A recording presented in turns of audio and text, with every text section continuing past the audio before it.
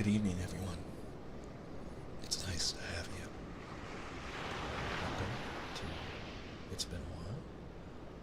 Hi, Taka. We're just in time. We just began, and I'm just making a couple more adjustments before we get into our story tonight.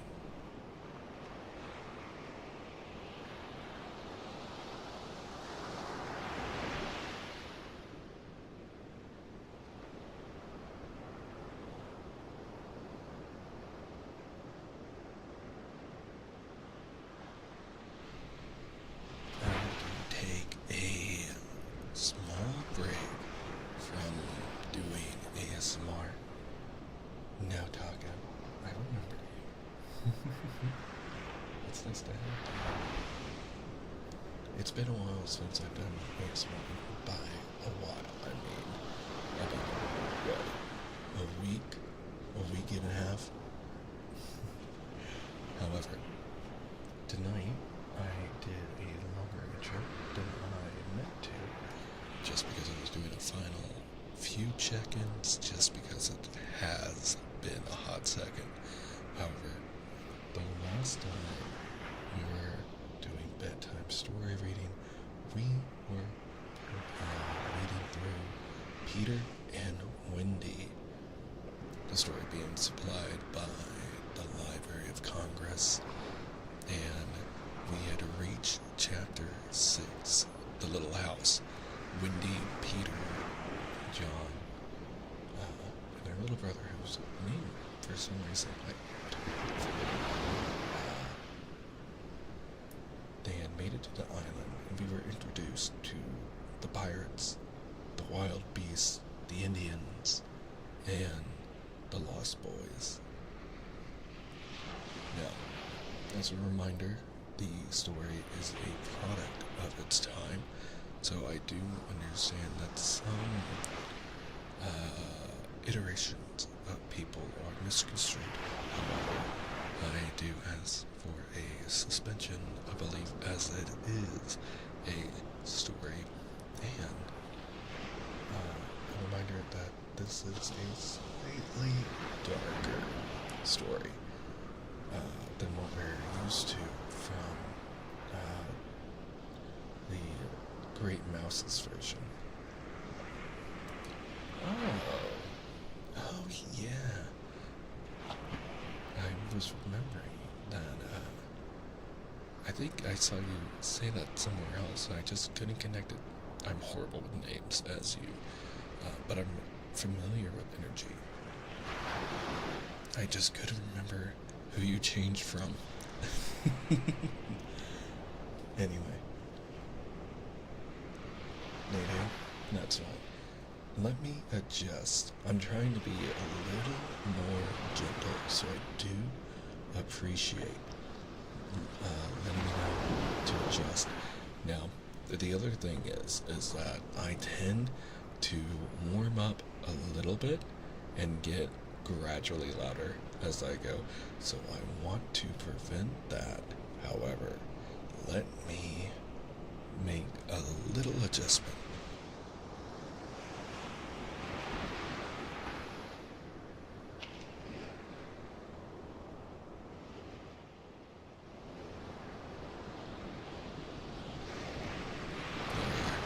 Okay.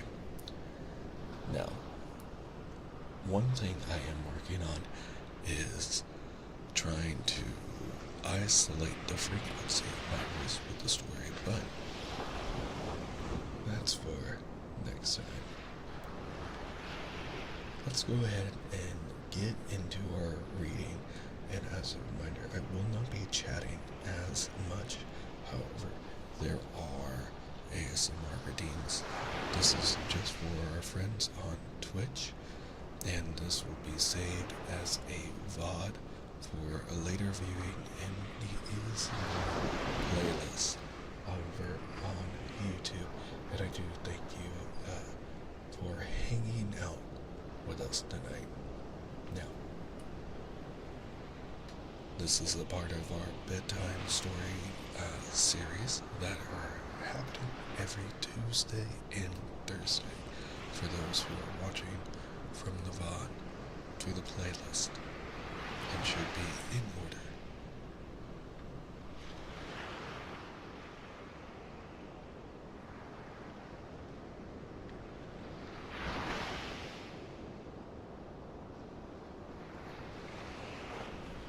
Also, Taco, I believe, one will usually join us later if I remember. But let us begin. Peter and Wendy, Chapter 6, The Little House. Foolish Toodles was standing like a conqueror over Wendy's body when the other boys sprang, armed from their little trees. "You are too late," he cried proudly. "I have shot the Wendy. Peter will be so pleased with me." Overhead, Tinkerbell shouted, "Silly ass," and darted into hiding. The others did not hear her. They had crowded around Wendy, and as they looked, a terrible silence fell upon the wood. If Wendy's heart had been beating, they would have all heard it. Slightly was the first to speak.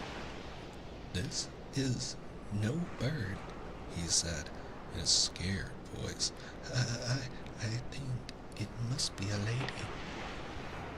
"A lady," said Toodles, and fell a-trembling. "And we have killed her," Nib said hoarsely. They all whipped off their caps. "Now I see," Curly said. "Peter was bringing her to us." He threw himself sorrowfully on the ground.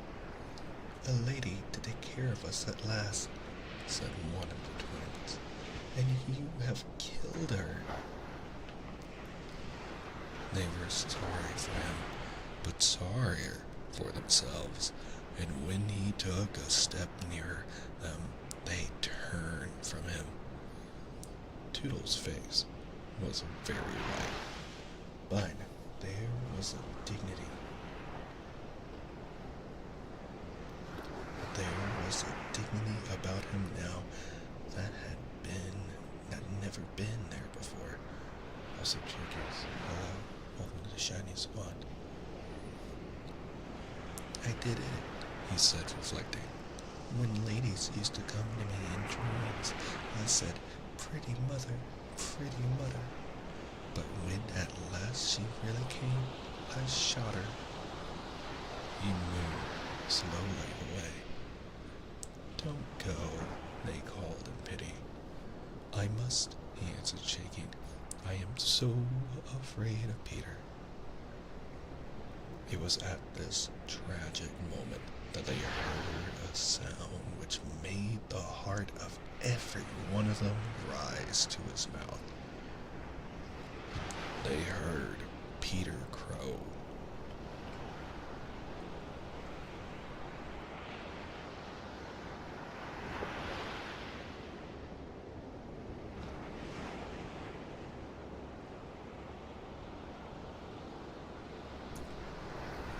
"Peter," they cried, for it was always thus that he signaled his return. "Hide her," they whispered, and gathered hastily around Wendy. But Toodles stood aloof. So high. Again came that ringing crow, and Peter dropped in front of them. "Greeting, boys," he cried, and mechanically they saluted, and then again was silence. He frowned.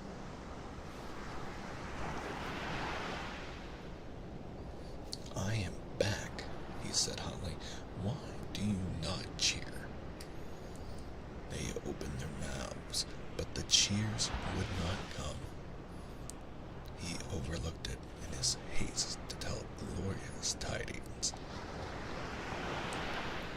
Great news, boys, he cried. I have brought at last a mother for you all. Still, no sound except a little thud from Toodles as he dropped on his knees. Have you not seen her? Asked Peter, becoming troubled. She flew this way. Me, one voice said, and another said, oh, mournful day. Toodles rose. Peter, he said quietly, I will show her to you. And when the others would still have hidden her, he said, back, twins. Let Peter see. So they all stood back and let him see, and after he had looked for a little time, he did not know what to do next. She is dead, he said uncomfortably. Perhaps she is frightened at being dead. Which is interesting, considering that we had just, learned that Peter tends to, quote-unquote, cull the boys. But I'm doing well, Chicky. And hello, Juan. It's so good to see all of you. Oh yeah, that's right. How are you enjoying your vacation? Well, as a reminder, I will not be chatting too much in order to provide a consistent ambiance, as this will be going forward as a VOD onto YouTube. Don't worry, if you are enjoying this, I will make more opportunities for interactive ASMR. But for now, back to the story. Oh yes, of course, but I'd feel so bad if I did not, make that clear. It has been a week and a half since I've done ASMR. So, continuing. He thought of hopping off in a comic sort of way till he was out of sight of her, and then never going near the spot anymore. They would have all been glad to follow if he had done this. But there was the arrow. He took it from her heart and faced his man. Whose arrow? He demanded sturdily. Mine, Peter, said Toodles on his knees. Oh, dastard hand, Peter said, and he raised the arrow to use it as a dagger. Toodles did not flinch. He bared his breast. Strike, Peter, he said firmly. Strike true.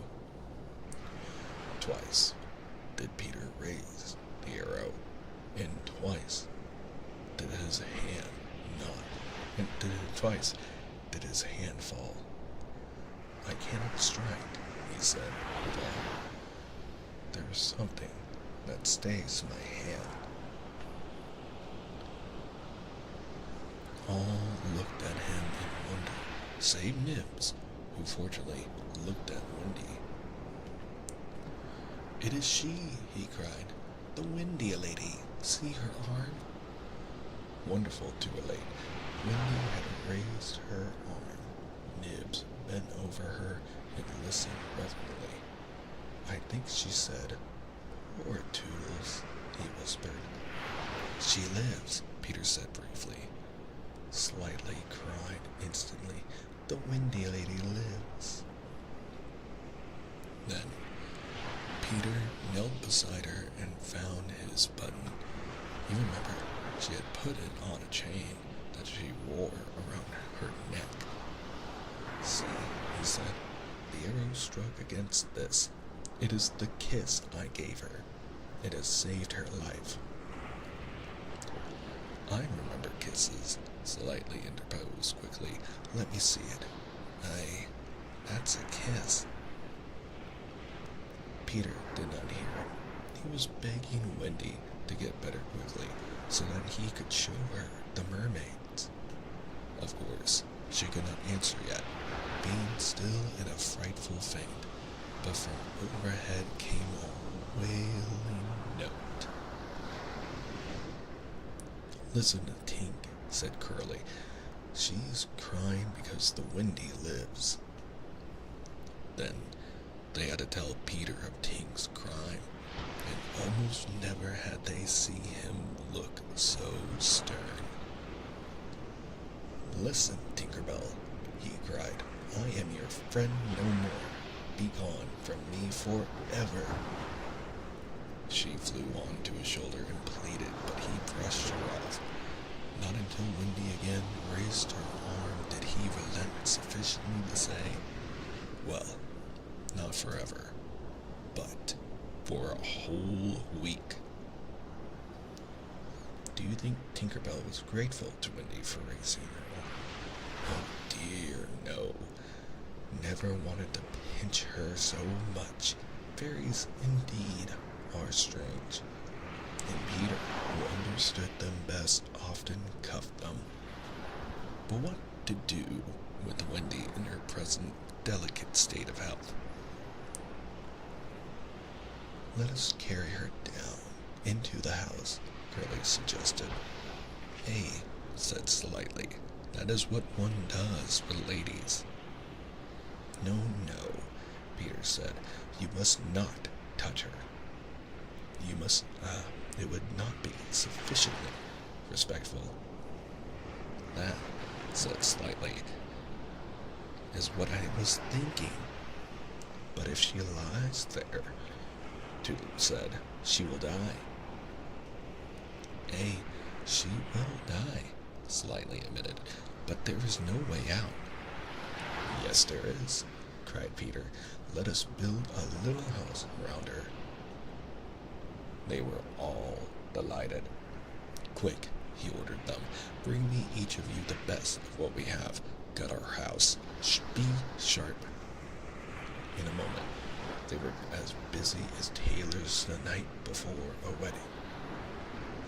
They were scurrying this way and that, down for bedding, up for firewood, and while they were at it, who should appear but John and Michael? As they dragged along the ground, they fell asleep standing, stopped, woke up, moved another step, and slept again. John, John, Michael would cry, wake up. Where's Nana, John, and Mother? And then John would rub his eyes and mutter, it is true, we did fly. You may be sure they were relieved to find Peter. Hello, Peter, they said. Hello, replied Peter amiably, though he had quite forgotten them. He was very busy at the moment measuring Wendy with his feet to see how large a house she would need. Of course, he meant to leave room for chairs and a table. John and Michael watched him. Is Wendy asleep? They asked. Yes. John, Michael proposed, let us wake her and get her to make supper for us. And as he said it, some of the other boys rushed on carrying branches for the building of the house. Look at them, he cried.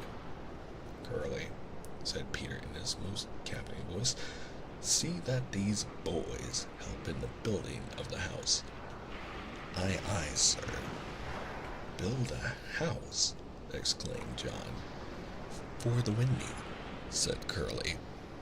For Wendy? John said aghast. Why, she is only a girl. That, explained Curly, is why we are her servants. You, Wendy's servants. Yes, said Peter, and you also. Away with them. The astounded brothers were dragged away to Hat and Hugh and Carrie. Chairs and fenders first, Peter ordered. Then we shall build a house around them. Aye, said Slightly, that is how a house is built. It all comes back to me. Peter thought of everything. Slightly, he cried, fetch a doctor. Said Slightly at once, and disappeared, scratching his head. But he knew Peter must be obeyed, and he returned in a moment, wearing John's hat and looking solemn. Please, sir, said Peter, going to him. Are you a doctor? The difference between him and the other boys at such a time was that they knew it was make-believe, while to him, make-believe and true were exactly the same thing. This sometimes troubled them, as when they had to make believe that they had had their dinners. If they broke down in their make-believe, he rapped them on the knuckles. Yes, my little man, anxiously replied Slightly, who had chapped knuckles. Please, sir, Peter explained, the lady lies very ill. She was lying at their feet, but Slightly had the sense not to see her. Tut, tut, tut, he said, where does she lie? In yonder glade. I will put a glass thing in her mouth, said Slightly, and he made believe to do it while Peter waited. It was an anxious moment when the glass thing was withdrawn. How is she? Inquired Peter. Tut, tut, tut, said Slightly. This has cured her. I am glad, Peter cried. I will call again in the evening, Slightly said. Give her beef tea out of a cup with a spout to it. But after he had returned the hat to John, he blew big breaths, which was his habit on escaping from a difficulty. In the meantime, the wood had been alive with the sound of axes. Almost everything needed for a cozy dwelling already lay at Wendy's feet. If only we knew, said one, the kind of house she likes best. Peter, shouted another, she is moving in her sleep.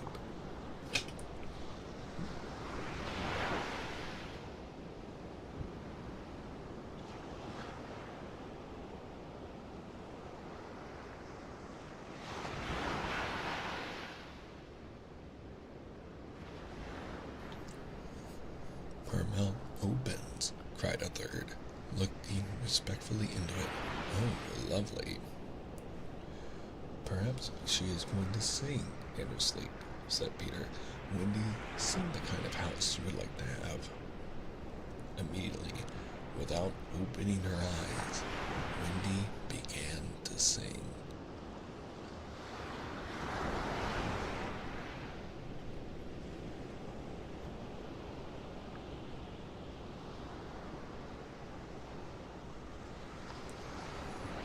I wish I had a pretty house, the littlest ever seen, with funny little red walls, and a roof of mossy green.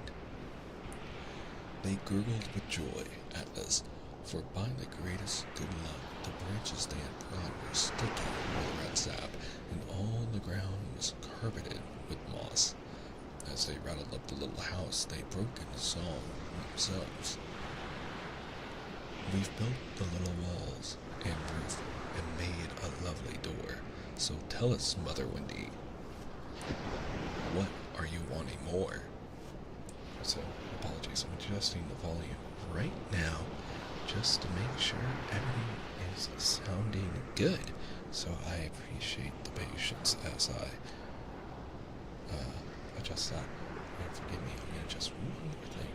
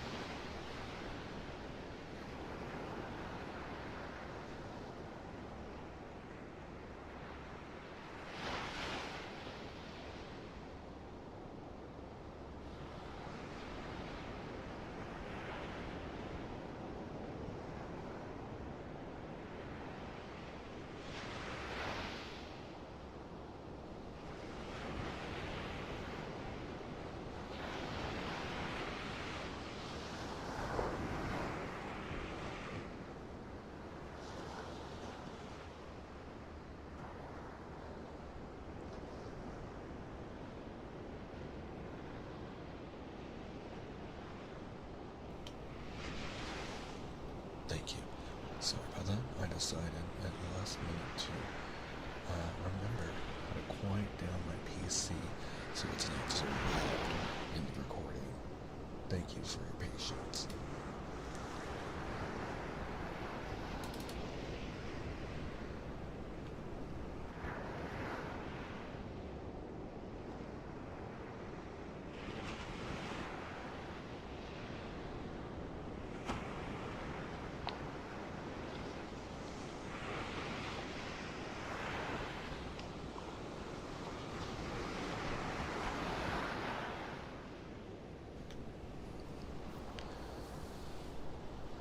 We've built the little walls and made a lovely door.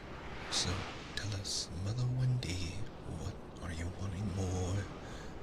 To this, she answered, rather greedily. Oh, really nice. I think I'll have gay windows all about, with roses peeping in, and babies peeping out. With a blow of their fists, they made windows, and large yellow leaves for the blinds. But roses, cried Peter sternly. Quickly, they made believe to grow the loveliest roses up the walls. Babies?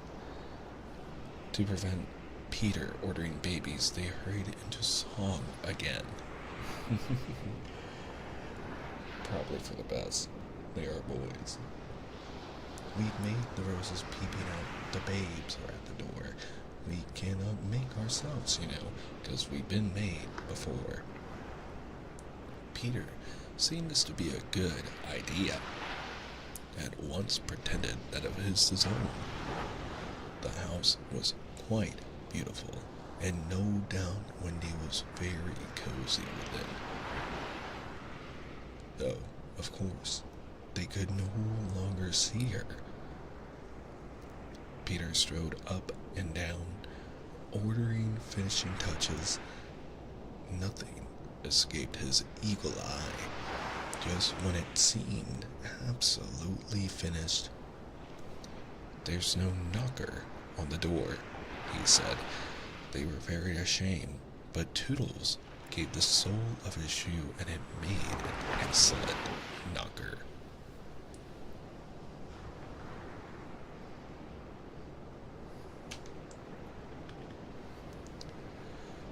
Absolutely finished now, they thought. Not a bit of it. There's no chimney, Peter said. We must have a chimney. It certainly does need a chimney, said John importantly. This gave Peter an idea. He snatched the hat off John's head, knocked out the bottom, and put the hat on the roof. The little house was so pleased to have such a capital chimney hat, as if to say thank you. Smoke immediately began to come out of the hat. Now, really and truly, it was finished. Nothing remained to do but to knock. All look your best, Peter warned them. First impressions are awfully important. He was glad no one asked him what first impressions are. They were all too busy looking their best. He knocked politely, and now the wood was still as the children. Not a sound to be heard, except from Tinker Bell, who was watching from a branch and openly sneering. What the boys were wondering was, would anyone answer the knock? If a lady, what would she be like? The door opened and a lady came out. It was Wendy. They all whipped off their hats.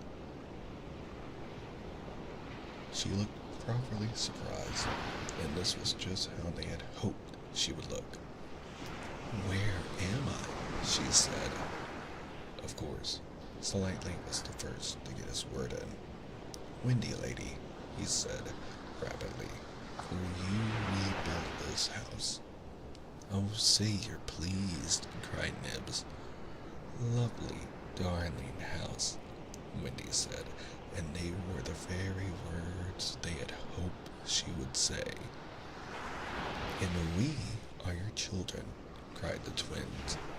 Then they all went on their knees and, holding out their arms, cried, "Oh, Wendy lady, be our mother." "Aye," Wendy said, all shining. "Of course, it's frighteningly fascinating, but you see, I'm only a little girl. I have no real experience." "That doesn't matter," said Peter, as if he knew he were the only person present who knew all about it, though he was really the one who knew the least. "What we need is just a nice, motherly person." "Oh dear," Wendy said. "You see, I feel that is exactly what I am." It is, they all cried. "We saw it at once." "Very well," she said. "I will do my best. Come inside at once, you naughty children. I am sure your feet are damp, and before I put you to bed, I have just time to finish the story of Cinderella." In they went.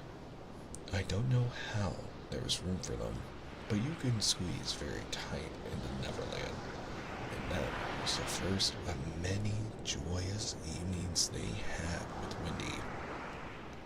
By and by, she tucked them up in the great bed in the home under the trees, but she herself slept that night in the little house.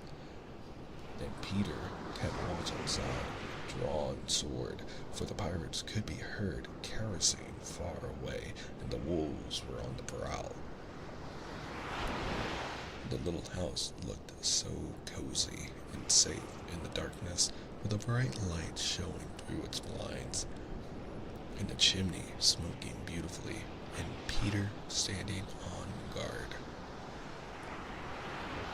After a time, he fell asleep, and some unsteady fairies had to climb over him on their way home from an orgy. Oh my god. Some unsteady fairies had to climb over him on their way home from an orgy. Any of the other boys obstructing the fairy paths that night, they would have mischieved, but they had just tweaked Peter's nose and passed on. That was hilarious. I wonder why. Anyway, as I said, the original story of Peter and Wendy tends to be a little bit more, not as sheltering. And that is the end of chapter 6.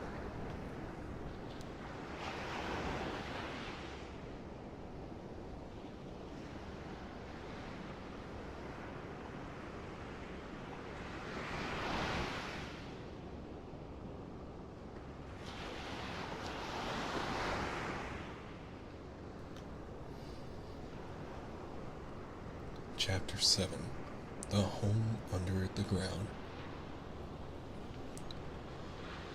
One of the first things Peter did next day was to measure Wendy and John and Michael for hollow trees.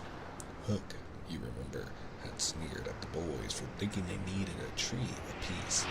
But this was ignorance, for unless your tree fitted you, it was difficult to go up and down, and no two of the boys were quite the same size. Once you were fitted, you drew in your breath at the top, and down you went at exactly the right speed, while to ascend you drew in and let out alternately, and so wiggled up. Of course, when you have mastered the action, you will able to do these things without thinking of them, and then nothing can be more graceful.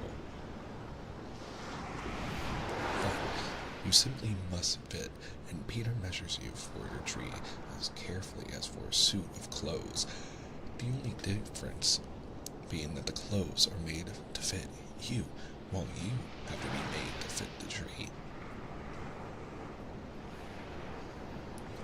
Usually, it is done quite easily, as by your wearing too many garments or too few, but if you are bumpy in awkward places, or the only available tree is an odd shape, Peter does some things to you, and after that, you fit. Once you fit, great care must be taken to go on fitting, and this, as Wendy was to discover, to her delight, keeps the whole family in perfect condition. Wendy and Michael fitted their trees in the first try, but John had to be altered a little. After a few days' practice, they could go up and down as gaily as buckets in a well. Hold on, wait. He had to be altered. What does that mean? Anyway, after a few days' practice, they could go up and down as gaily as buckets in a well, and how ardently they grew to love their home under the ground, especially Wendy. It consisted of one large room, as all houses should do, with a floor in which you could dig if you were fishing, and in this floor grew stout mushrooms of a charming color, which were used as stools. A never tree tried hard to grow in the center of the room, but every morning they sawed the trunk through level with the floor. By tea time, it was always about 2 feet high, and then they put a door on top of it, the whole thus becoming a table. As soon as they cleared away, they sawed off the trunk again, and thus there was more room to play.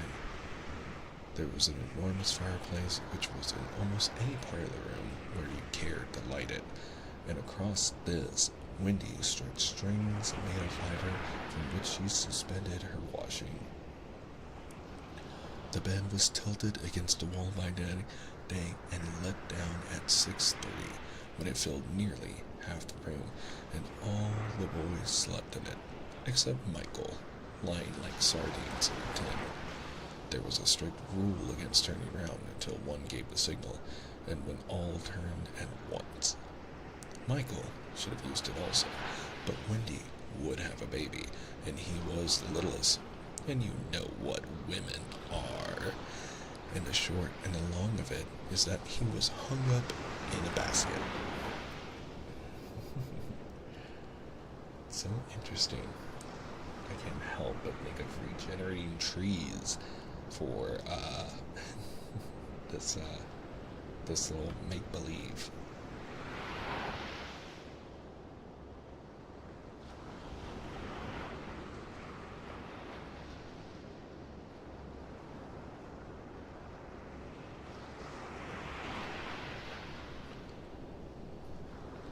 It was rough and simple, and not unlike what baby bears would have made of an underground house in the same circumstances. But there was one recess in the wall, no larger than a bird cage, which was the private apartment of Tinkerbell. It could be shut off from the rest of the home by a tiny curtain which Tink, who was the most fastidious, always kept drawn when dressing or undressing. No woman, however large, could have had a more exquisite boudoir and bedchamber combined.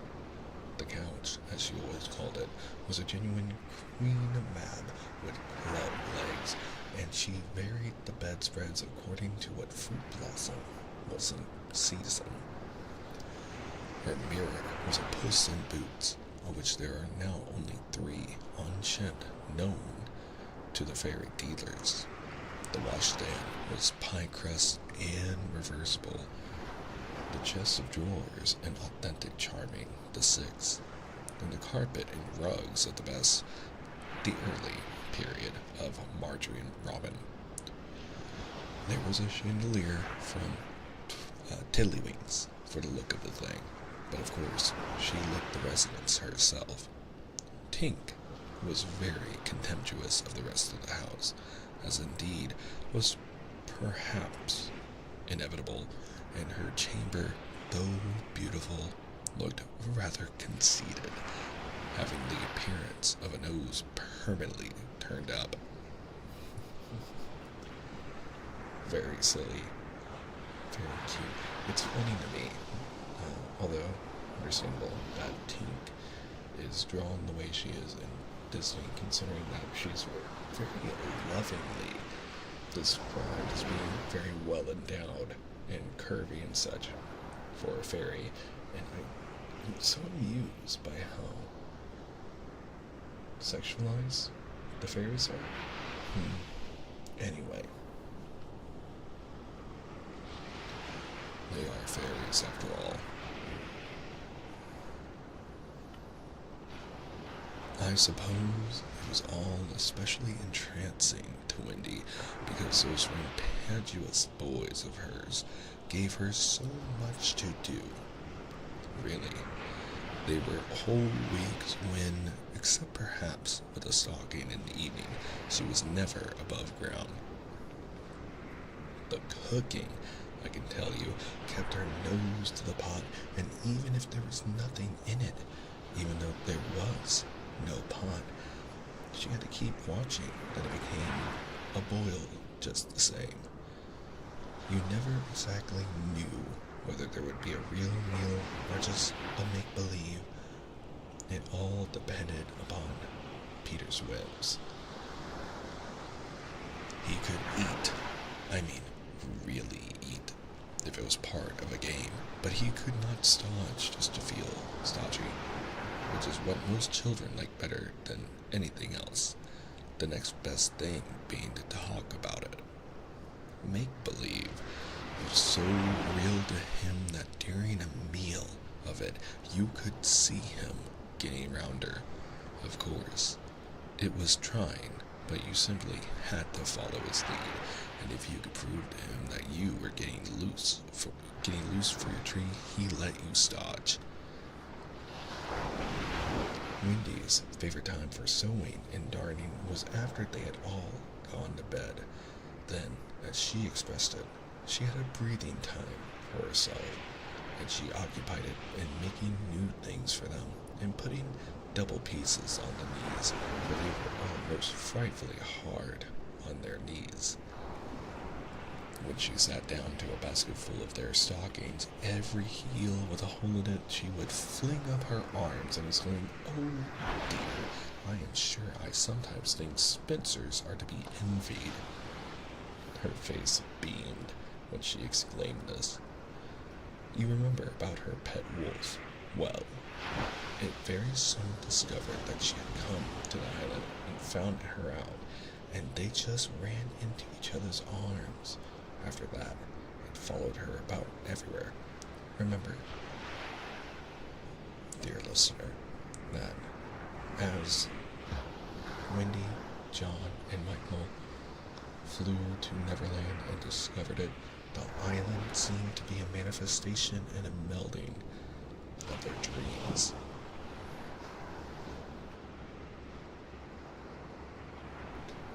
Just in case you're wondering where her pup came from, but everyone needs a good doggo in their life, right? Not to insert words. Continuing. As time wore on, did she think much about the beloved parents she had left behind her? This is a difficult question, because it is quite impossible to say how time does wear on in the Neverland, where it is calculated by moons and suns, and there are ever so many more of them than on the mainland. But I am afraid that Wendy did not really worry about her father and mother. She was absolutely confident that they would always keep the window open for her to fly back by, and this gave her complete ease of mind. What did disturb her at times was that John remembered his parents vaguely only, as people he had once known, while Michael was quite willing to believe that she really was his mother. These things scared her a little, and nobly anxious to do her duty, she tried to fix the old life in their minds by setting them examination papers on it, as like as possible to the ones she used to do at school. The other boys thought that this awfully interesting and insisted on joining, and they made slates for themselves and sat round the table, writing and thinking hard about the questions she had written on another slate and passed around.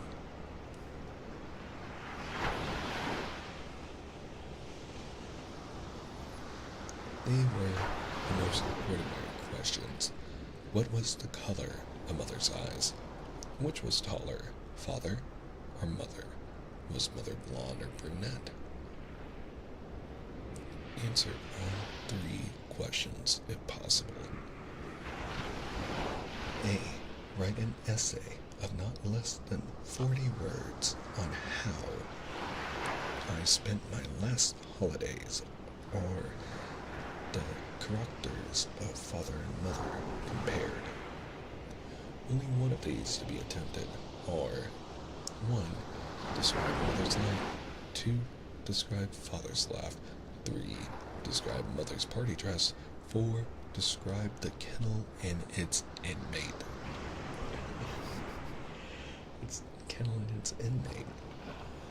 They were just everyday questions like these, and when you could not answer them, you were told to make a cross, and it was really dreadful what a number of crosses even John made.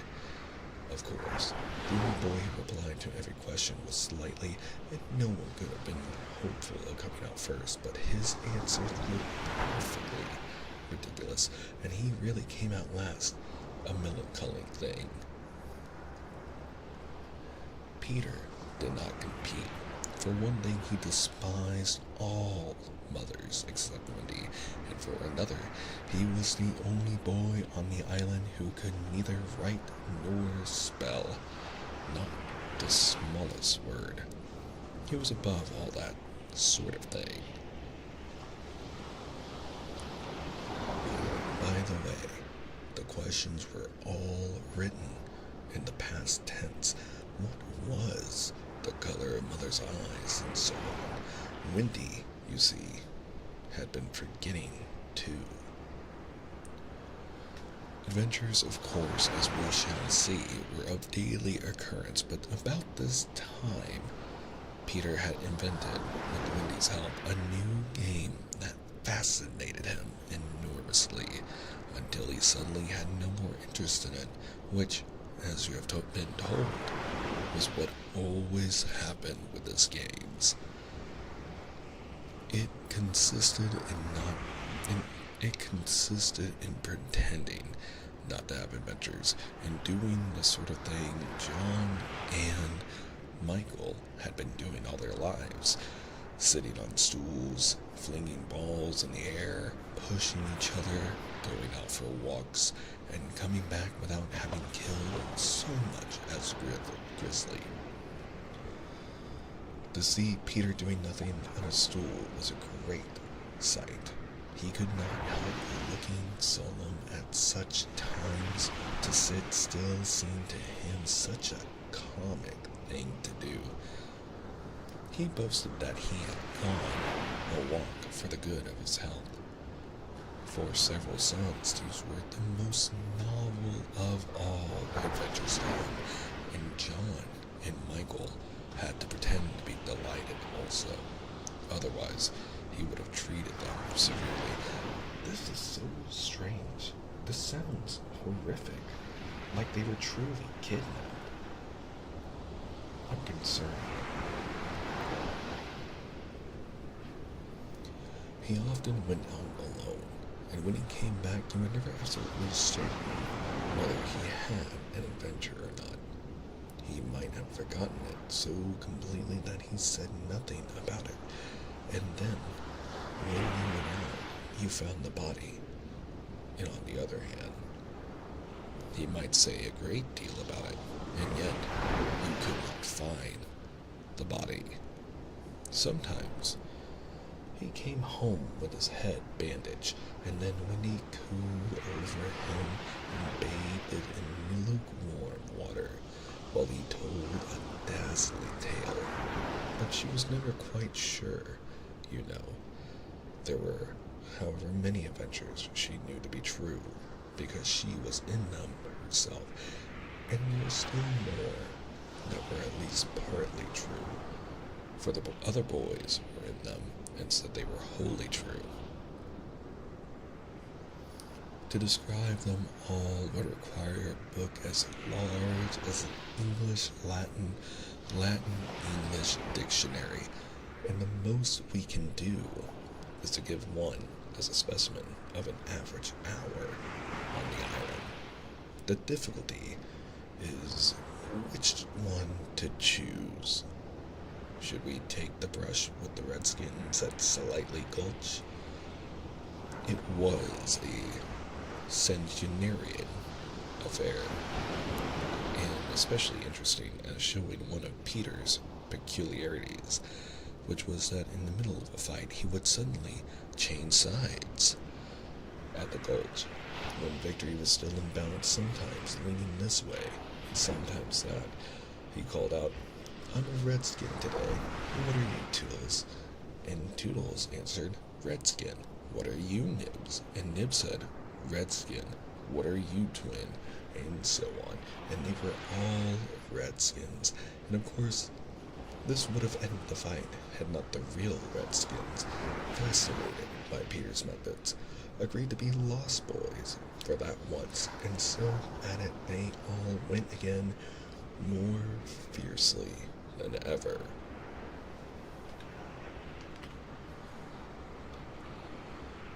The extraordinary upshot of this adventure was, but we have not decided yet that this is the adventure we are to narrate. Perhaps a better one would be the night attack by the Redskins on the house under the ground, when several of them stuck in the hollow trees and had to be pulled out like corks. Or we might tell how Peter saved Tiger Lily's life in the Mermaid's Lagoon and so made her his ally.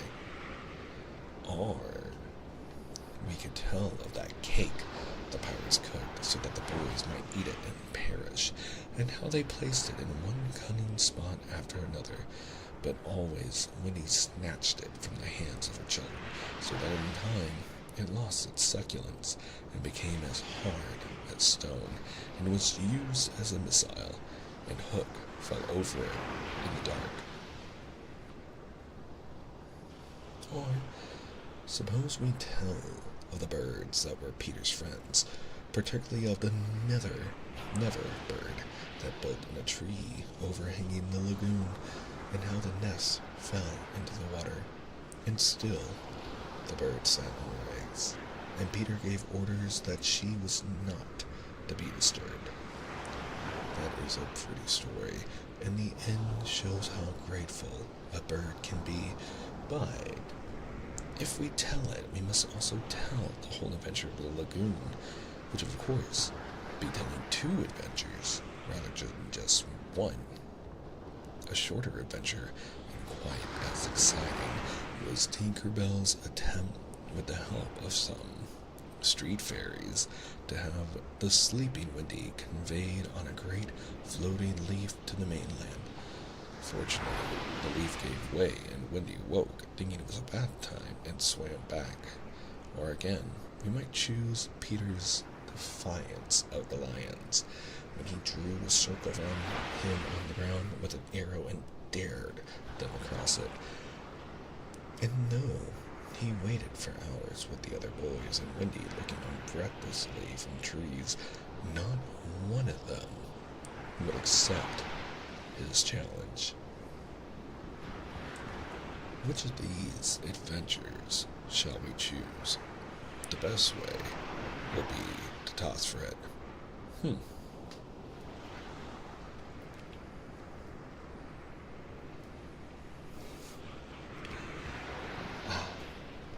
I have tossed, and the lagoon has won. This almost makes one wish that the gulch or the cake or teas leaf had won. Of course, I could do it again and make it best of the three. However, perhaps fairest is to stick to the lagoon. I like how silly the story is narrated. And that is the end of chapter 7.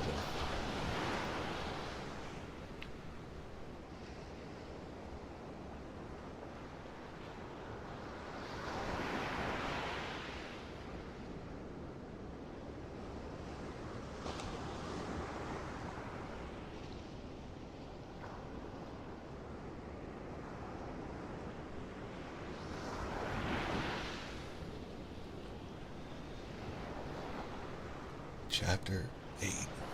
The Mermaid's Lagoon. If you shut your eyes and are a lucky one, you may see at times a shapeless pool of lovely pale colors suspended in the darkness.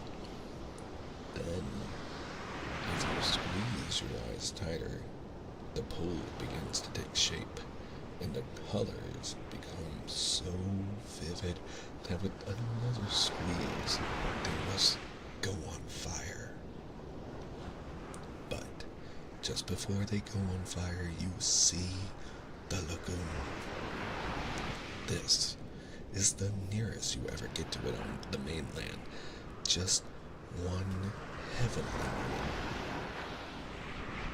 If there could be 2 moments, you might see the surf and hear the mermaid singing.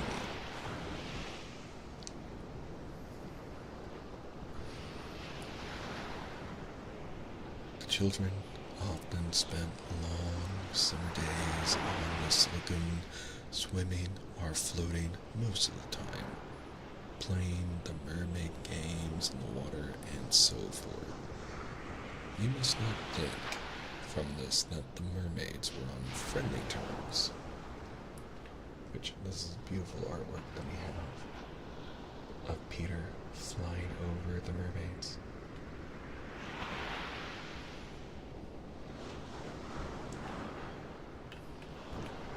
You must not think from this that the mermaids were on friendly terms with them. On the contrary, it was among Wendy's lasting regrets that all the time she was on the island, she never had a civil word from one of them. When she stole softly to the edge of the lagoon, she might see them by the score, especially on Marooner's Rock, where they loved to bask, combing out their hair in a lazy way that quite irritated her. Or she might even swim on tiptoe, as it were, to within a yard of them, but then they saw her and dived, probably splashing her with their tails, not by accident, but intentionally. They treated all the boys in the same way, except of course Peter, who chatted with them on Marooner's Rock by the hour and sat on their tails when they got cheeky. He gave Wendy one of their combs. The most haunting time at which to see them is at the turn of the moon, when they utter strange wailing cries. But the lagoon is dangerous for mortals then, and until the evening of which we have now to tell, Wendy had never seen the lagoon by moonlight. Less from fear, for of course Peter would have accompanied her. Then, because she had strict rules about everyone being in bed by 7, she was often at the lagoon.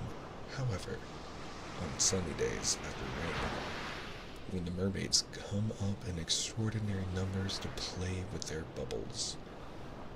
The bubbles of many colors made in rainbow water they treat as balls, hitting them gaily from one to another with their tails, and trying to keep them in the rainbow till they burst. The goals are at each end of the rainbow, and the keepers only are allowed to use their hands. Sometimes a dozen of these games will be going on in a lagoon at a time, and it is quite a pretty sight. But the moment the children tried to join in, they had to play by themselves, or the mermaids immediately disappeared. Nevertheless, we have proof that they secretly watched the interlopers, and were not above taking an idea from them. For John introduced a new way of hitting the bubble with the head instead of the hand, and the mermaids adopted it. This is the one mark that John has left on the Neverland. It must also have been rather pretty to see the children resting on the rock for half an hour after their midday meal. Wendy insisted on their doing this, and it had to be a real rest, even though the meal was make-believe. So they lay there in the sun, and their bodies glistened in it, while she sat beside them and looked important.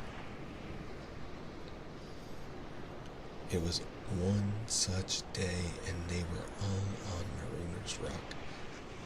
The rock was not much larger than their great bed, but of course they all knew how not to take up much room, and they were dozing, or at least lying with their eyes shut and pinching occasionally when they thought Wendy was not looking. I guess they mean peeking. She was very busy stitching. While she stitched, a change came to the lagoon. Little shivers ran over it, and the sun went away, and shadows stole across the water, turning it cold. Wendy could no longer see to thread her needle, and when she looked up, the lagoon that had always hitherto been such a laughing place seemed formidable and unfriendly. It was not, she knew, that night had come, but something as dark as night had come. No, worse than that. It had not come, but had sent that shiver through the sea to say that it was coming. Was it? What was it? There crowded upon her all the stories she had been told of Marooner's Rock, so called because evil captains put sailors on it and leave them there to drown. They drown when the tide rises, for then it is submerged. Of course, she should have aroused the children at once, not merely because of the unknown that was stalking toward them, but because it was no longer good for them to sleep on an outgrown chili. But she was a young mother, and she did not know this. She thought you simply must stick to your rule about half an hour after the midday meal. So, though fear was upon her, and she longed to hear male voices, she would not awaken them. Even when she heard the sound of muffled oars, though her heart was in her mouth, she did not waken them. She stood over them to let them have their sleep out. Was it not brave of Wendy?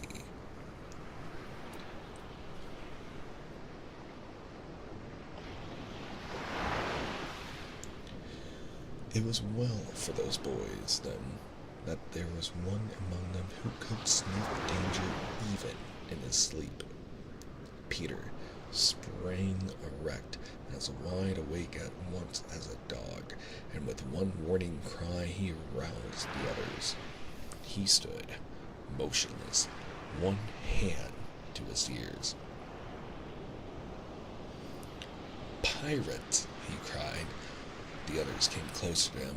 A strange smile was playing about his face, and Wendy sighed and shuddered. While that smile was on his face, no one dared address him. All they could do was to stand ready to obey. The order came, sharp and decisive. Dive. There was a gleam of legs, and instantly the lagoon seemed deserted. Marooner's Rock stood alone in the forbidding waters, as if it were itself marooned. The boat drew nearer. It was the pirate dinghy with 3 figures in her. Smee and Starkey, and the third a captive no other than Tiger Lily. Her hands and ankles were tied, and she knew what was to be her fate. She was to be left on the rock to perish, an end to one of her race more terrible than death by fire or torture. For is it not written in the book of the tribe that there is no path through water to the happy hunting ground? Yet her face was impassive. She was the daughter of a chief. She must die as a chief's daughter. It is enough. They had caught her boarding the pirate ship with a knife in her mouth. No watch was kept on the ship, it being Hook's boast that the wind of his name guarded the ship for a mile around. Now, her fate would help to guard it also. One more whale would go the round in that wind by night. In the gloom that they brought with them, the 2 pirates did not see the rock till they crashed into it. "Bluff, you mother!" cried an Irish voice that was Smee's. "Here's the rock. Now then, what we have to do is to hoist the redskins into it and leave her there to drown."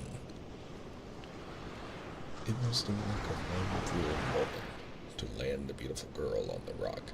She was too proud to offer a vain resistance. Quite near the rock, but out of sight, 2 heads were bobbing up and down, Peter's and Wendy's. Wendy was crying, for it was the first tragedy she had seen. Peter had seen many tragedies, but he had forgotten them all. He was less sorry than Wendy for Tiger Lily. It was 2 against 1 that angered him, and he meant to save her. An easy way would have been to wait until the pirates had gone, but he was never one to choose the easy way. There was almost nothing he could not do, and now imitated the voice of Hook. "Ahoy there, you lubbers," he called. It was a marvelous imitation. "The captain," said the pirates, staring at each other in surprise. "He must be swimming out to us," Starkey said, when they had looked for him in vain.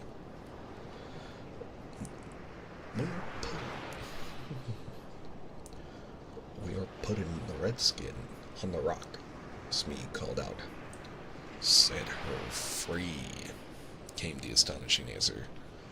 "Free?"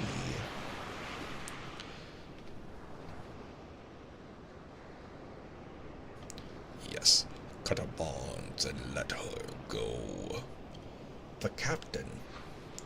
"At once, do you hear?" cried Peter, "or I'll plunge my hook in you." "This is queer," Smee gasped. "Better do what the captain orders," said Starkey nervously. "Aye, aye," Smee said, and he cut Tiger Lily's cords. At once, like an eel, she slid between Starkey's legs into the water. Of course, Wendy was very elated over Peter's cleverness, but she knew that he would be elated also, and very likely crow and thus betray himself. So at once her hand went out to cover his mouth. But it was stayed, even in the act, for "Boat ahoy!" rang over the lagoon in Hook's voice, but this time it was not Peter who had spoken.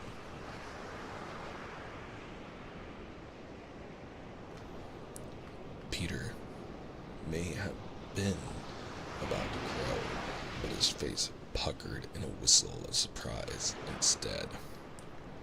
"Boat ahoy!" came again the voice. Now Wendy understood. The real Hook was also in the water. He was swimming to the boat, and as his men showed a light to guide him, he had soon reached him. In the light of the lantern, Wendy saw his hook grip the boat's side. She saw his evil, swarthy face as he rose, dripping from the water and quaking. She would have liked to swim away, but Peter would not budge. He was tingling with life and conceit. Am I not a wonder? Oh, I am a wonder, he whispered to her. And though she thought so also, she was really glad, for the sake of his reputation, that no one heard him except herself. He signed to her to listen. The two pirates were very curious to know what had brought their captain to them, but he sat with his head on his hook in a position of profound melancholy. Captain, is all well? They asked timidly, but he answered with a hollow moan. He sighs, said Smee. He sighs again, said Starkey. And yet, on third time he sighs, said Smee. What's up, Captain? Then at last he spoke passionately. The game's up, he cried. Those boys have found a mother. Affrighted though she was, Wendy swelled with pride. Oh, evil day, cried Starkey. What's a mother? Asked the ignorant Smee. Wendy was so shocked that she exclaimed, He doesn't know. And always after this she felt that if you could have a pet pirate Smee, she would be her one. Let me try that again. And always after this she felt that if you could have a pet pirate, Smee would be her one. Peter pulled her beneath the water, for Hook had started up crying. What was that? I heard nothing, said Starkey, raising the lanterns of the water, and as the pirates looked, they saw a strange sight. It was the nest I have told you of, floating on the lagoon, and the never bird was sitting on it.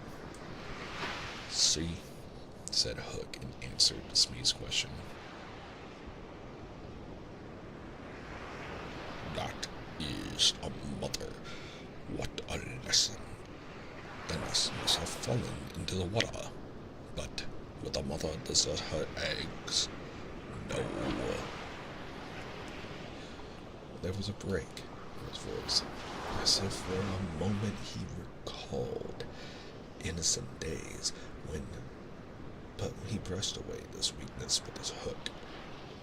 Smee, much impressed, gazed at the bird as the nest was borne past, but the more suspicious Starkey said, If she is a mother, perhaps she is hanging out here to help Peter.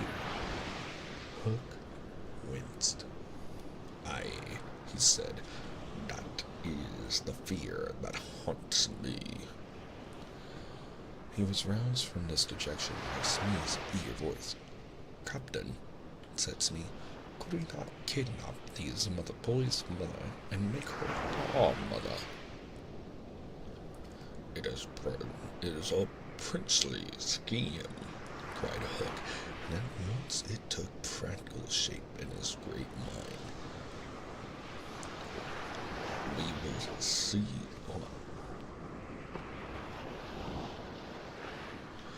We will seize the children and carry them to the boat. The boys will walk the plank, and Wendy shall be our mother. Again, Wendy forgot herself. Never, she cried in bond. What was that? but they could see nothing. They thought it must have been but a leaf in the wind. Do you agree, my bullies? There is my hand on it, they both said. And there is my hook, swear. They all swore. By this time, they were on the rock, and suddenly Hook remembered Tiger Lily. Where is the redskin? He demanded abruptly. He had a playful humor at moments, and they thought this was one of the moments.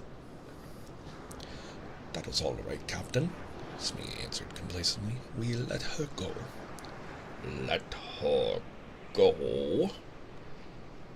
He cried. "'Twas your orders," the boatswain faltered. "You called over the water to let us to let her go," said Starkey. "Brimstone and gall," thundered Hook. "What cozening is here?" His face had gone black with rage, but he saw that they believed their words, and he was startled.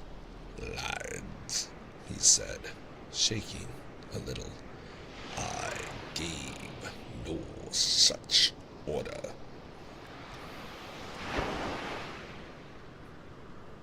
"It is a passing queer," Smear said, and they all fidgeted uncomfortably. Hook raised his voice, but there was a quiver in it. "Spirit that haunts this dark lagoon tonight," he cried. "Dost hear me?" Of course, Peter should have kept quiet, but of course he did not.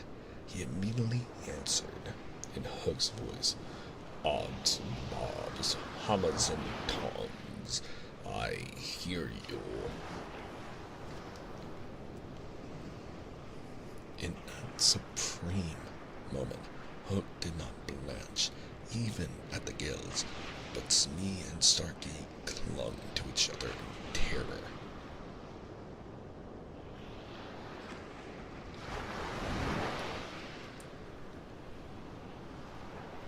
"Who are you, stranger? Speak," Hook demanded. "I am James Hook," replied the voice, "Captain of the Jolly Roger." "You are not. You are not," Hook cried hoarsely. "Brimstone and gall," the voice retorted. "Say that again, and I'll cast anchor in you." Hook tried a more ingratiating manner. "If you are Hook," he said almost humbly, "come tell me, who am I?" "A codfish," replied the voice. "Only a codfish." "A codfish," Hook echoed blankly, and it was then, but not till then, that his proud spirit broke. He saw his men draw back from him.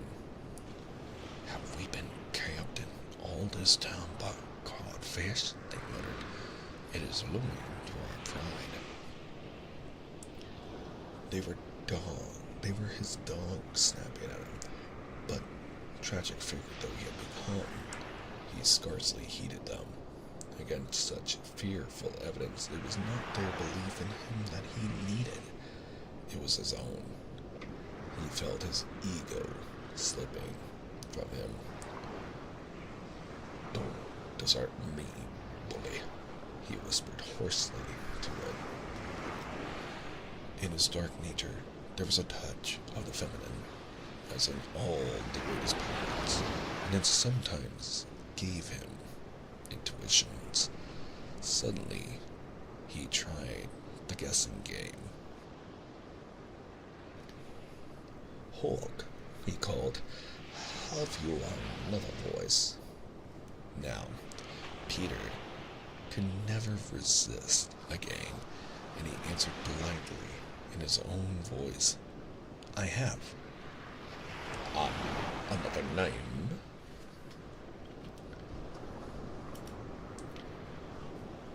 Aye. Vegetable? Asked Hook. No. Mineral? No. Animal? Yes. Man? No. This answer rang out scornfully. Boy? No. Wonderful boy. To Wendy's pain, the answer that rang out this time was yes. Are you in England? No. Are you here? Yes. Hook was completely puzzled. You'll ask him some questions, he said to the others, wiping his damp brow. Smee reflected. I can't think of thing, he said regretfully. Can't guess, crowed Peter. Do you give up? Of course, in his pride, he was carrying the game too far, and the miscreants saw their chance. Yes, they answered eagerly. Well then, he cried, I am Peter Pan. Pan? In a moment, Hook was himself again, and Smee and Starkey was his faithful henchmen. Now we have him, Hook shouted. Into the water. Smee, Starkey, mind the boat. Take him dead or alive. He leaped as he spoke, and simultaneously came the gay voice of Peter. Are you ready, boys? Aye, from various parts of the lagoon. Then ram into the pirates. The fight was short and sharp. First to draw blood was John, who gallantly climbed into the boat and held Starkey. There was a fierce struggle in which the cutlass was torn from the pirate's grasp. He wiggled overboard, and John leapt after him. The dinghy drifted away. Here and there, a head bobbed up in the water, and there was a flash of steel, followed by a cry, a whoop. In the confusion, someone struck at their own side. The corkscrew of Smee got Toodles in the fourth rib, but he was himself pinked and torn by Curly. Farther from the rock, Starkey was pressing slightly in the Toad's hard. Where all this time was Peter? He was seeking a bigger game. The others were all brave boys, and had some blame for backing from the pirate captain. His iron claw made a circle of dead water around him, from which they fled like affrighted fishes. But there was one who did not fear him. There was one prepared to enter that circle. Strangely, it was not in the water that they met. Hook rose to the rock to breathe, and at the same moment Peter scaled it on the opposite side. The rock was slippery as a ball, and they had to crawl rather than climb. Neither knew that the other was coming. Each feeling for a grip met the other's arms. In surprise, they raised their heads. Their faces were almost touching, so they met. Some of the greatest heroes have confessed that just before they fell to, they had a sinking. Had it been so with Peter at that moment, I would admit it. After all, this was the only man that the sea cook had feared. But Peter had no sinking. He had one feeling only: gladness, and he gnashed his pretty teeth with joy. Quick as thought, he snatched a knife from Hook's belt and was about to drive it home when he saw that he was higher up the rock than his foe. It would not have been fighting fair. He gave the pirate a hand to help him up. It was then that Hook bit him.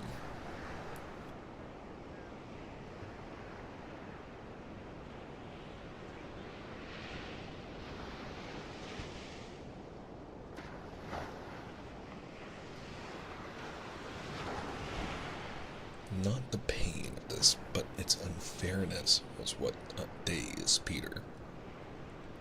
It made him quite helpless. He could only stare, horrified.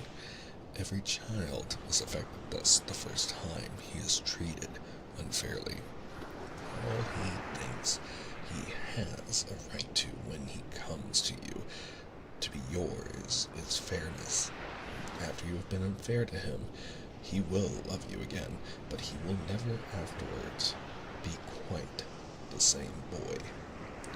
No one ever gets over the first unfairness.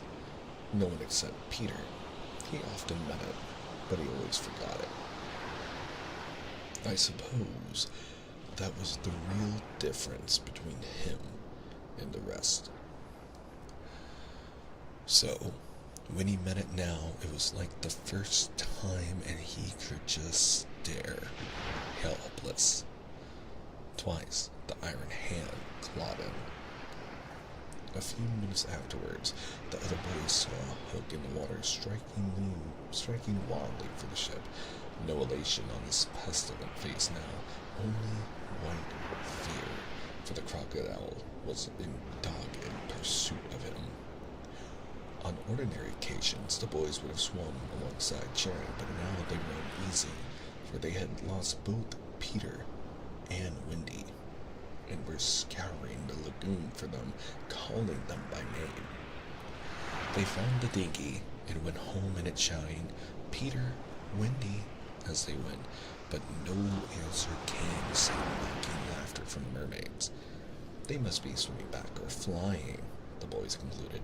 They were not very anxious. They had such faith in Peter. They chuckled, boy-like, because they would be late for bed, and it was all Mother WEndy's fault. When their voices died away, there came cold silence over the lagoon, and then a feeble cry, "Help! Help!" Two small figures were beating against the rock. The girl had fainted and lay on the boy's arm. With a last effort, Peter pulled her up the rock and then lay down beside her. Even as he also fainted, he saw that the water was rising.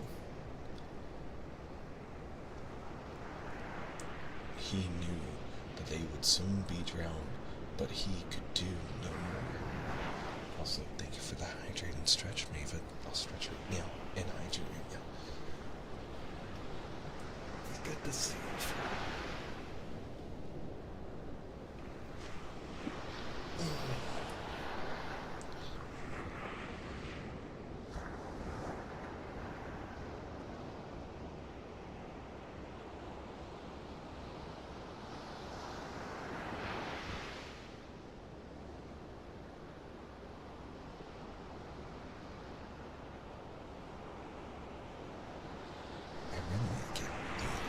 Shutouts out.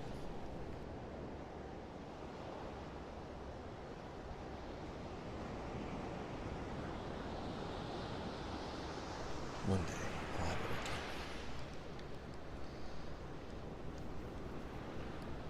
again. As they lay side by side, a mermaid caught WEndy by the feet and began pulling her softly into the water.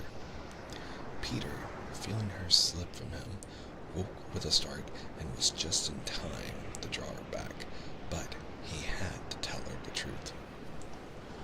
"We are on the rock, WEndy," he said, "but it is growing smaller. Soon the water will be over it." She did not understand, even now. "We must go," she said, almost brightly. "Yes," he answered faintly. "Shall we swim or fly, Peter?" He had to tell her. "Do you think you could swim or fly as far as the island, WEndy, without my help?" She had to admit that she was too tired.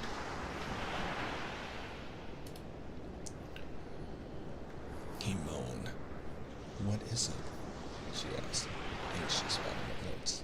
I can't help you, Wendy. Hook wounded me. I can neither fly nor swim. Do you mean we shall both be drowned? Look how the water is rising.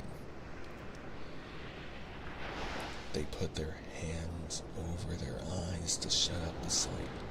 They thought they would soon be no more.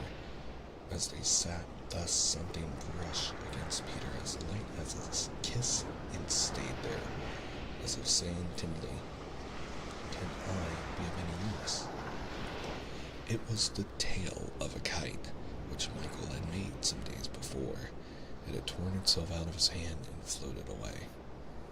Michael's kite, Peter said without interest, but next moment he had seized the tail and was pulling the kite toward him.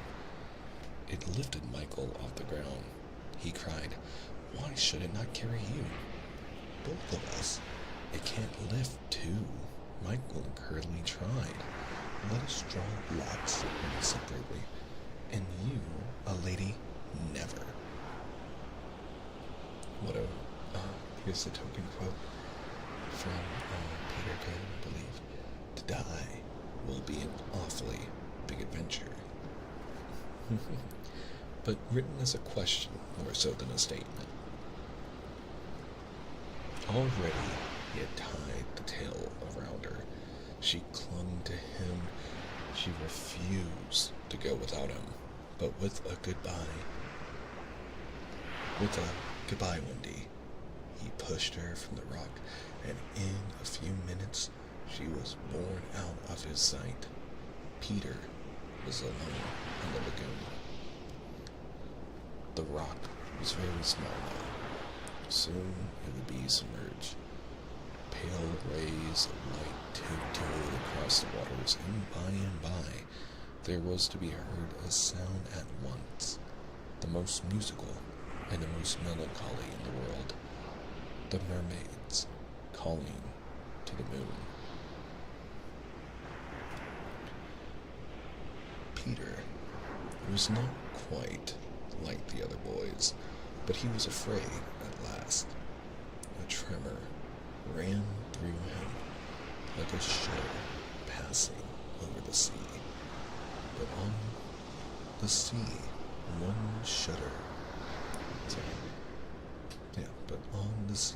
shudder follows another till there are hundreds of them, and Peter felt just the one. Next moment, he was standing erect on the rock again, with that smile on his face and a drum beating within him. It was saying, to die will be an awfully big adventure.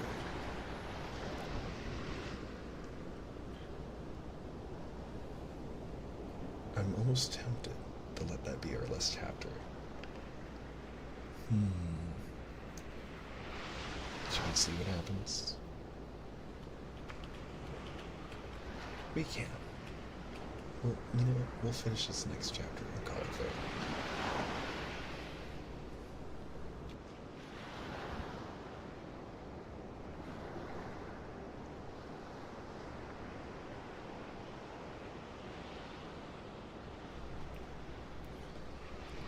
Chapter 9. The Neverbird. The last sounds Peter heard before he was quite alone were the mermaids retiring one by one to their bedchambers under the sea. He was too far away to hear their doors shut, but every door in the coral caves where they live rings a tiny bell when it opens and closes, as in all the nice houses on the mainland, and he heard the bells. So steadily, the waters rose till they were nibbling at his feet. And to pass the time until they made their final gulp, he watched the only thing moving on the lagoon. He thought it was a piece of floating paper, perhaps part of the kite, and wondered idly how long it would take to drift ashore. Presently, He noticed an odd thing, that it was undoubtedly out upon the lagoon with some definite purpose, for it was fighting the tide, and sometimes winning, and when it won, Peter, always sympathetic to the weaker side, could not help clapping. It was such a gallant piece of paper.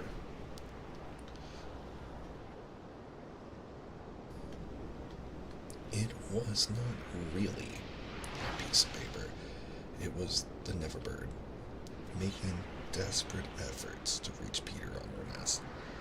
By working her wings in a way she had learned since the nest fell onto the water, she was able to some extent to guide her strange craft. But by the time Peter recognized her, she was very exhausted. She had come to save him, to give him her nest, though there were eggs in it. I rather wonder at the bird, for though he had been nice to her, he had also sometimes tormented her. I can suppose only that, like Mrs. Darling and the rest of them, she was melted because he had all his first teeth. She called out to him what she had come for, and he called out to her what was she doing there. But of course, neither of them understood the other's language. In fanciful stories, people can talk to the birds freely, and I wish for the moment I could pretend that this was such a story and say that Peter replied intelligently to the Neverbird. But truth is best, and I want to tell only what really happened. Well, not only did they not understand each other, but they forgot their manners. I want you to get into the nest, the bird called, speaking as slowly and distinctly as possible. And then you can drift ashore, but I am too tired to bring it any nearer, so you must try to swim to it. What are you quacking about? Peter answered. Why don't you let the nest drift as usual? I want you, the bird said, and repeated it all over. Then Peter tried, slow and distinct. What are you quacking about? And so on. The Neverbird became irritated. They have very short tempers. You duddered-head little jay, she screamed. Why don't you do as I tell you? Peter felt that she was calling him names, and at a venture he retorted hotly, so are you. Then, rather curiously, they both snapped out the same remark. Shut up! Shut up! Nevertheless, the bird was determined to save him, if she could, and by one last mighty effort, she propelled the nest against the rock. Then up she flew, deserting her eggs, so as to make her meaning clear. Then, at last he understood, and clutched the nest and waved his thanks to the bird as she fluttered overhead. It was not to receive his thanks, however, that she had hung there in the sky. It was not even to watch him get into the nest. It was to see what he did with their eggs. There were 2 large white eggs, and Peter lifted them up and reflected. The bird covered her face with her wings, so as not to see the last of them, but she could not help peeping between the feathers. I forgot whether I've told you that there was a stave on the rock, driven into it by some buccaneers of a long ago to mark the site of buried treasure. The children had discovered the glittering hoard, and when in mischievous mood used to fling showers of moidores, diamonds, and pearls, and pieces of 8 to the gulls, who pounced upon them for food and then flew away raging at the scurvy trick that had been played upon them. The stave was still there, and on it Starkey had hung his hat, a deep tarpaulin, watertight with a broad rim. Peter put the egg into his hat and set it on the lagoon. It floated beautifully. The Neverbird saw at once what he was up to and screamed her admiration of him. And alas, Peter crowed his agreement with her. Then he got into the nest, reared the stave in as a mast, and hung up his shirt for a sail. At the same moment, the bird fluttered down upon the hat and once more sat snugly on her eggs. She drifted in one direction, and he was borne off in another, both cheering. Of course, when Peter landed, he beached his bark in a place where the bird would easily find it. But the hat was such a great success that she abandoned the nest.